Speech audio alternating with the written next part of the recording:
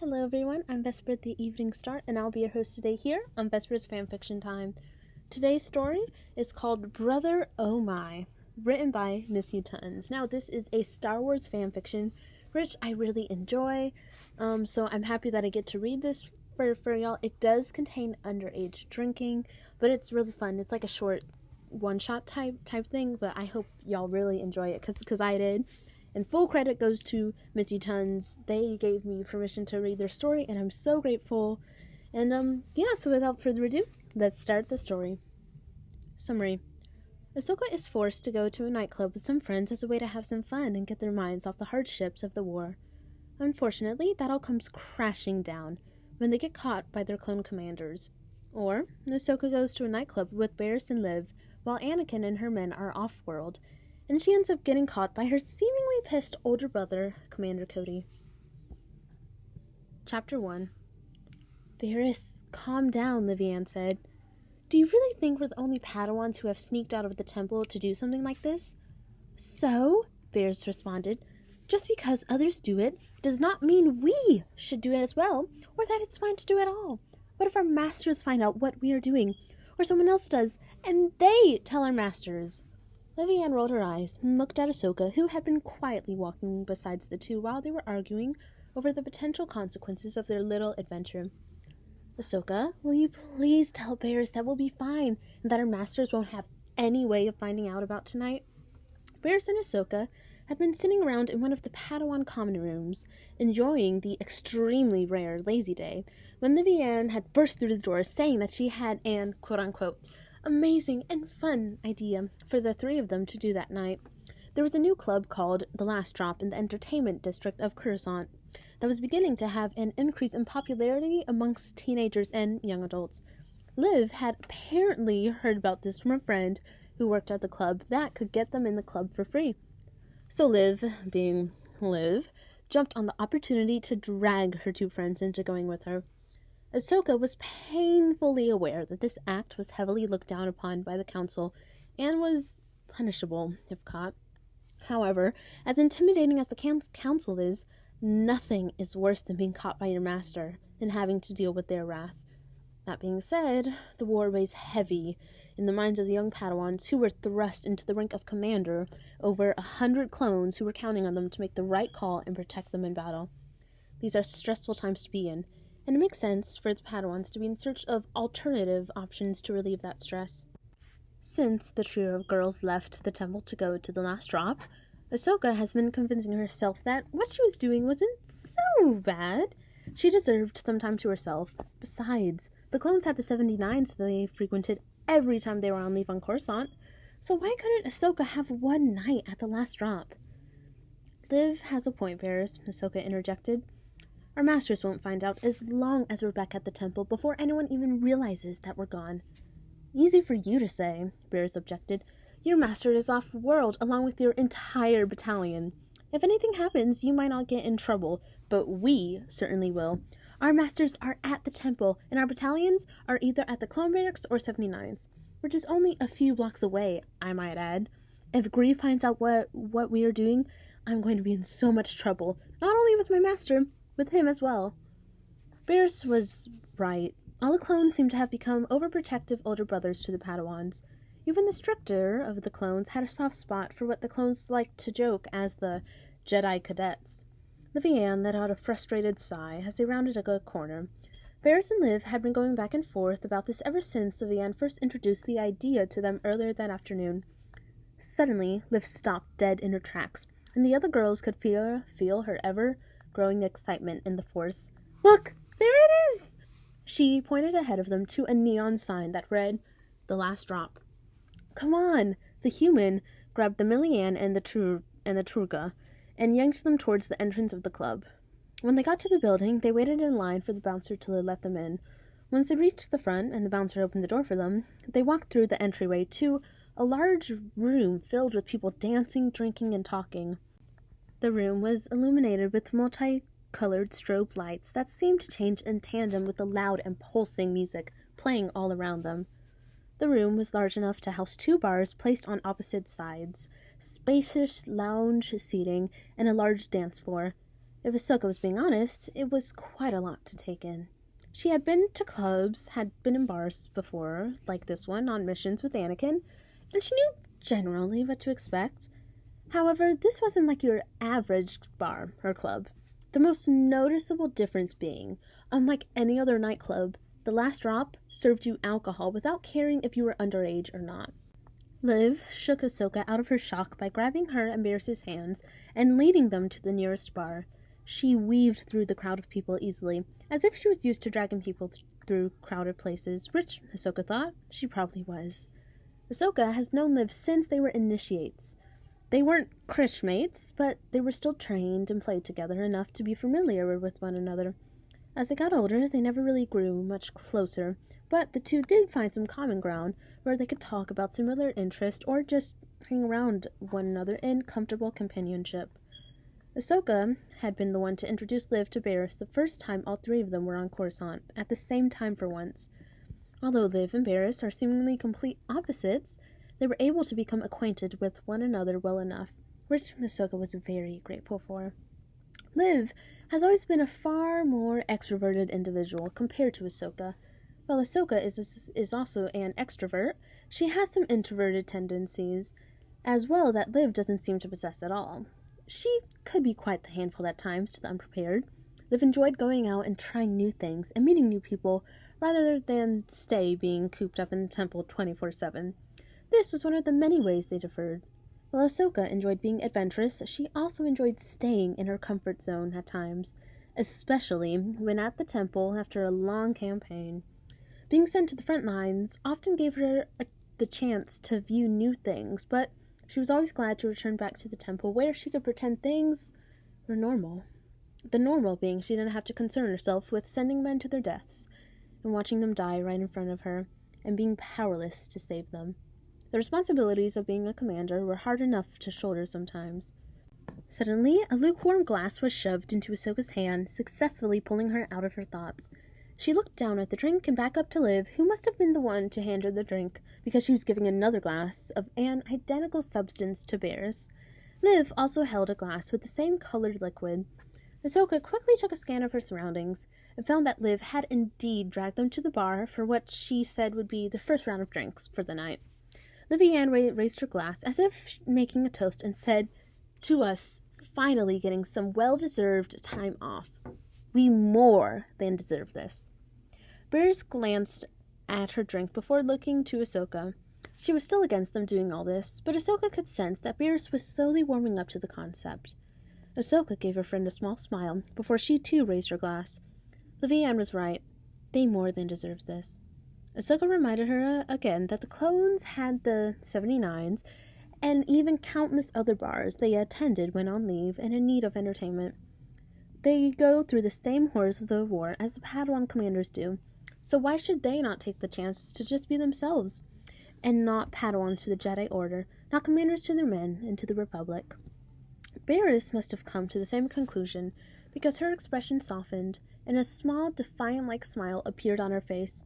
She raised her glass, and with a newfound confidence declared, "To us, and to all the other Padawans fighting in the war, wherever they may be now." They clinked their glasses together, and each took a sip. Ahsoka had to force herself to swallow the burning liquid down her throat. It was one of the worst things she had ever tasted. How could the clones stand to actually drink this crap and enjoy it? Ahsoka looked to Barriss, who seemed to have enjoyed the taste, and then to Livianne, who was straight chugging the drink. "Liv!" Ahsoka warned. "Slow down. It's the first drink. We aren't in any rush." "Barriss doesn't seem to think so," Livianne smirked. Ahsoka gave a quizzical look before turning to Barriss again and helplessly watched as her shy and hesitant friend from before was drowning her glass of its contents, with Liv cheering her on. When Barriss finished, she let out a whoop and slammed the glass on the counter next to Liv's also empty glass. They both looked to Ahsoka and the full drink in her hand. The Truga didn't need to be Force-sensitive to know what they were silently asking her. "No, absolutely not. I can barely stand the taste from one sip. There's no way I'm drinking the whole thing in one go." Her friends begged her and tried to convince her that she just needed to drink it without thinking about the taste. They also tried to somewhat guilt-trip her into doing it because They had done it, and it would only be fair. Ahsoka tried to remind them that no one told them to do that, and they did it out of their own free wills. But the argument fell to deaf ears. Ahsoka caved in and said she'd only be doing this once. Before she could let her brain talk her out of it, she raised the glass to her lips and forced the alcohol down her throat.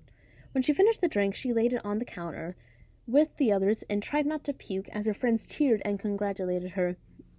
"You lied to me," Ahsoka gasped up when she was able to collect herself. "You said I wouldn't be able to taste it at all." "We had to say something to get you to do it," Barriss chuckled, patting Ahsoka gently on the back. "I thought you were the one that said we shouldn't be doing this kind of stuff." "I had a change of mind." "Wow, one drink and you're already a whole new person. That alcohol must work fast if it's affecting you this quickly," Ahsoka mocked. "All right, you two," Liv intercepted. "Come on, no need for hostility. We're all here to have a good time, right?" Barriss and Ahsoka agreed with her. "Good." The human linked her arms with her friends so that they were on either side of her and started walking away from the bar. "I don't know about you two, but this song is my jam, and I intend on dancing all night long." That's how the rest of their time was spent. They were either drinking or dancing. Well, Barriss and Vivian were the ones doing the drinking. Ahsoka couldn't bear the taste of the alcohol, which now Ahsoka was glad for because she quickly became the designated sober friend. After Ahsoka had lost count of how many drinks each of her friends had, and they were both practically almost falling over the dance floor, she ushered them to some seats backed to a wall in view of the entrance door, so they could all catch a breather.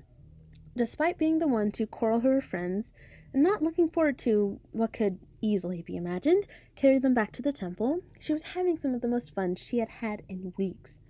Unfortunately, that fun came to a screeching halt when she unconsciously looked towards the entrance across the room in front of her and made direct eye contact with none other than Commander Cody.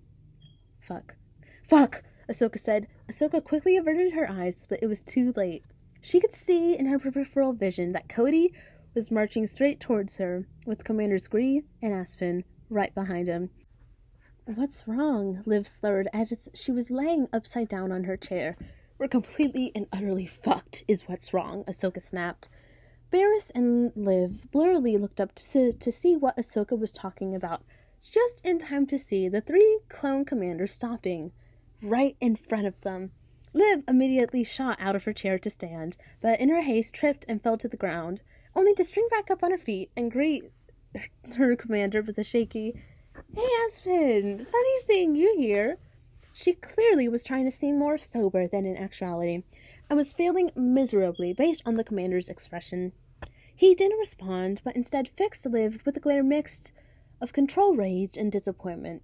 Barriss, on the other hand, was unfazed by the severity of the situation, and gave a weak wave to Gree with a drunk smile. "What are you guys doing here?" Commander Gree crossed his arms and looked at Barriss with a similar expression as his brother, but with less anger and far more concern.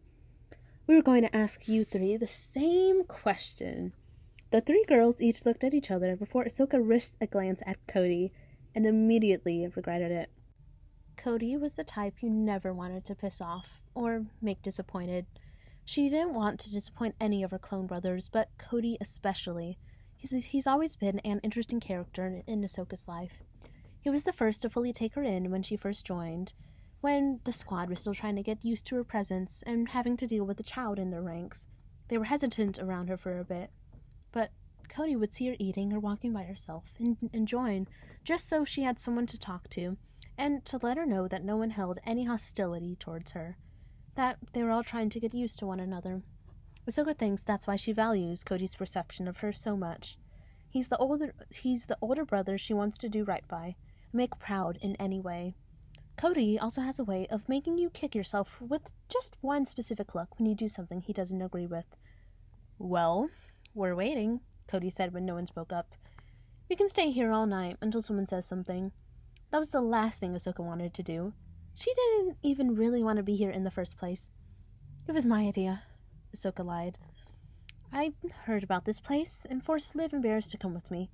I thought it would be a good way to have some fun with one another. I'm sorry. It was wrong of me to even suggest it." "No," Liv interjected. "She's covering for me. The whole thing was my idea. I forced them to come with me. I thought it would be fun. Ahsoka was actually the responsible one, Barriss added to the confession. It seemed she had sobered up enough. She didn't drink really any alcohol, and instead kept an eye on the Vian and I the whole night to make sure nothing bad happened to us. That true? Aspen questioned Ahsoka. Yes, Ahsoka sighed, dropping her head. Even though she looks like a saint amongst the three of them, Ahsoka still couldn't help but feel ashamed of the whole thing. She still went along with it, even if she was the sober one. Come on, let's get you three back to the temple, and we'll deal with this later, Grease said. He put an arm around Barriss' shoulders, and the two walked to the exit with the others following. When they finally reached outside and started the walk back to the temple, Ahsoka tried to put some distance between her and Cody, but every time she tried to either slow down or speed up her steps, he always matched her pace. The walk was filled with an uneasy silence between Cody and Ahsoka. She could already tell the journey back to the temple was going to be a long one. And in front of them, Gree was carrying Barriss in his arms after she kept stumbling a little too much from all the alcohol still in her system. Aspen was questioning Liv about what she was thinking and lecturing her about the dangers she could have put them all in tonight. Ahsoka was actually surprised that Cody hadn't already started scolding her like Aspen was with Liv. Cody had always been more of the quiet type, but not this quiet. In the past, when Ahsoka would mess up and Cody was around, he wouldn't hesitate to correct her like the others did. So it confused her why he was being so closed off. She tried to feel him in the Force and found a jumble of emotions: anger, concern, relief, and the like. Ahsoka never did well with the quiet, especially when it came from someone she knew was mad at her. She finally decided to bite the bullet, and while looking straight ahead, said in an almost whisper, "I'm sorry. I know you're disappointed in me, and rightfully so, but please don't tell Obi-Wan or Anakin about tonight. Please." Ahsoka Tano never thought she'd ever have to resort to begging, but she was desperate at this point. Before Anakin left on his mission, she promised him that she would stay out of trouble, and that he could trust her, that she wouldn't do anything to disappoint him. This would disappoint him more than she even wanted to think about. She could feel Cody looking at her before saying, "I'm not disappointed in you. He cut himself off before sighing and continuing, "I'm a lot of things. I'm mad that you would do something like this, concerned that something could have happened to you, and I wouldn't have been able to help you, and relieved that none of that happened." He paused before gently grabbing Ahsoka by the shoulder and stopping in the middle of the almost vacant sidewalk. He turned to Ahsoka fully to him and cradled Ahsoka's face with his hands. He looked into her eyes with a small smile and said to her, I'm also so proud of you for taking responsibility like that, for spending the night out to make sure your friends were safe. You're a good kid, Ahsoka. I couldn't be prouder of you. Don't think for 1 second that I could even be disappointed in you." And with that, Cody leaned forward and put their heads together. They stayed that way for a few seconds, with Ahsoka trying her best to hold back tears from the enduring words. She's been praised by Cody before, but it was usually an offhanded, "Good job, kid," or "Proud of you." This was different. There was more depth and meaning to them this time. She pulled back first. She needed to be honest about the reason why she was so responsible. "But I still went. I still drank. The only reason I was a sober one was because I didn't like the taste of the alcohol." That got a chuckle out of Cody. He dropped his hands from her face before putting an arm around her shoulders and guiding her forwards to the temple again. "That may be, but you still chose to watch over your friends, instead of leaving when you weren't having as much fun as they were drinking." "I guess," Ahsoka resigned. They walked in a comfortable silence again, not long before Ahsoka remembered something. "You never answered me about telling Obi-Wan or Anakin about tonight." Cody looked down at her with pity. "I should tell at least Obi-Wan about tonight." Ahsoka visibly deflated at that. If Cody told Obi-Wan, then Obi-Wan would definitely tell Anakin, and then she would have to deal with the double punishment from them. "But if you promise me not to make this kind of thing a repeat, I may forget to inform either of the generals about tonight." This got Ahsoka's attention. She couldn't believe it. Cody was actually giving her a pass. She looked up at him to see if he was actually being serious, and he gave her a look that meant she better promise. And she did. She wrapped her arms around Cody's waist in a tight hug and promised that nothing like that tonight would never happen again. She looked up at him with her arms still around his waist and gave him the biggest and toothiest smile. Cody smiled down at her too and hugged her back just as tightly. They let go of each other and walked a bit before a question dawned on Ahsoka. How did you guys even know where to find us? Gray, Aspen, and I were at the 79s when I got a comm for Fox saying he spotted 3 familiar-looking Padawans sneak into a nightclub while he was checking the security footage. Oh, we never even considered the security cameras. They eventually did make it back to the temple around midnight, and they parted ways. When Anakin came back from his mission and asked Ahsoka what she did while he was gone, she had to force herself from glancing over at Cody and responded to her master with the vague, "Not much, just the usual boring temple stuff is all." And if anyone saw Cody turn abruptly to hide a smile, no one said anything. And that was it for Brother Oh My. I hope y'all enjoyed it. Yeah, I really enjoyed that one shot. It's short and brief, even though me reading it took like 20 minutes. It's a nice read if you're just reading it on your own and want something to kind of laugh at. I did laugh at it while I was recording, so I did have to redo a few lines. But yeah, I hope y'all enjoyed it. Oh, also, I am sorry that you may hear the fire detector in the background. I am going to actually fix it because I just got the batteries, so you shouldn't be hearing it anymore in the audio. And yeah, this is going to be the last video where I'm going to ask folks for Q&A questions for the Q&A video. And yeah, and I don't know, I'm just really thankful. I'm thankful for all y'all, and my love and prayers goes out to everyone, you know. Oh, I don't really know. Well, as always, have a good morning, good night, good evening, good day. Have a good everything, folks. And I will see y'all next time. Bye.